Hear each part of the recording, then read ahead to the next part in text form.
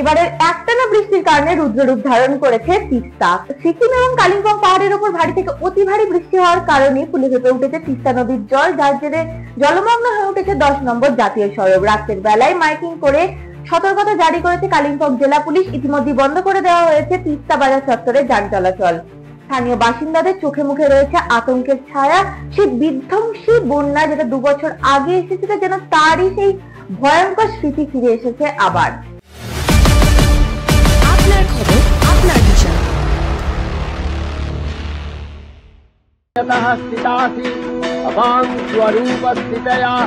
মধুকৈটব বিধ্বংসী বিধাত্রী বরদে নমঃ। হাতে মাত্র কয়েকটা দিন, আসছে বাঙালির সেরা উৎসব দুর্গাপুজো। প্রস্তুতি নিচ্ছি আমরা। আপনার পুজো প্রস্তুতি থেকে বিসর্জন তুলে ধরবো স্মাইল ইন্ডিয়া নিউজের পর্দায়। আসছে শারদ সম্মান 2025। শুরু হয়ে গিয়েছে আবেদন প্রক্রিয়া।